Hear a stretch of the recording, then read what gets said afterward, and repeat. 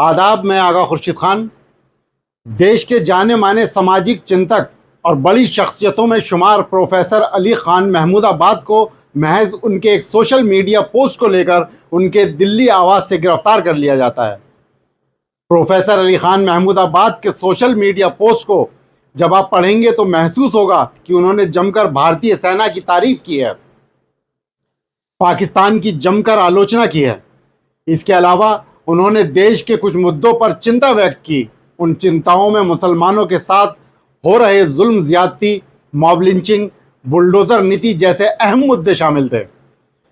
उन्होंने अपने पोस्ट में लिखा था कि मैं ये देखकर बहुत खुश हूं कि इतने सारे दक्षिणपंथी टिप्पणीकार कर्नल सोफिया कुरैशी की सराहना कर रहे हैं, लेकिन शायद उन्हें उतनी ही जोर से यह मांग भी करनी चाहिए कि भीड़ द्वारा की गई हत्याओं, मनमानी बुलडोजर कार्रवाइयों और भारतीय जनता पार्टी की नफरत फैलाने वाली राजनीति के शिकार लोगों को एक भारतीय नागरिक के रूप में सुरक्षा दी जाए।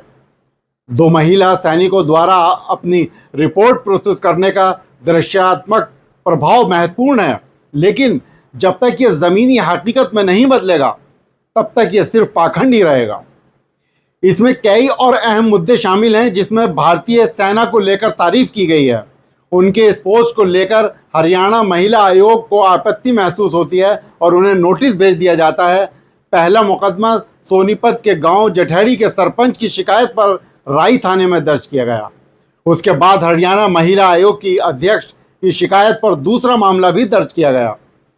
अली मोहम्मद खान अशोका यूनिवर्सिटी में पॉलिटिकल साइंस के HOD हैं। वह समाजवादी पार्टी के प्रवक्ता भी रहे हैं। इन सबको भूल जाइए, आप सिर्फ इस मुद्दे पर आइए कि उनकी गिरफ्तारी किस मुद्दे पर की गई है। उन्होंने कर्नल सोफिया कुरैशी और विंग कमांडर व्योमिका सिंह का प्रेस कॉन्फ्रेंस के मुद्दे पर लिखा था। उन्होंने लिखा था कि इन दोनों महिलाओं सैनिकों की प्रेस कॉन्फ्रेंस एक महत्वपूर्ण प्रतीक है, पर साथ ही इस बात पर चिंता भी जताई थी कि ये प्रतीक एक पाखंड साबित होगा अगर हम इसे ज़मीनी सच्चाइयों में नहीं तब्दील करेंगे। उन्होंने मॉब लिंचिंग और निरंकुश बुलडोजर संस्कृति के खिलाफ आवाज़ उठाई थी। बीजेपी की नफरत वाली राजनीति पर सवाल खड़े किए थे। आप उन सवालों से सहमत हो सकते हैं या आप असहमत हो सकते हैं। आप उन्हें खारिज कर सकते हैं।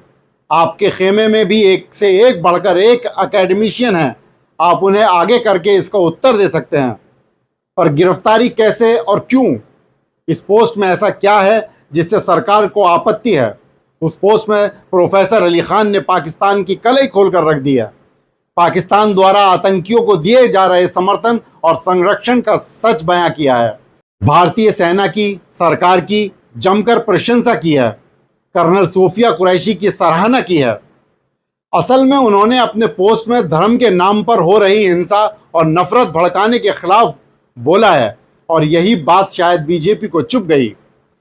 सत्ता के सामने सच बोलने के लिए हिम्मत चाहिए और शायद बीजेपी को उसी हौसले से तो तकलीफ होती है क्योंकि सच के सामने इनकी झूठ की लंका धाराशायी हो जाती है। मोदी जी के न्यू इंडिया में बीजेपी के उप मुख्यमंत्री के सेना के नतमस्तक होने और एक मंत्री द्वारा कर्नल सूफिया कुरैशी के खिलाफ बेहद आपत्तिजनक बात कहे जाने पर कोई एक्शन नहीं लिया जाता है।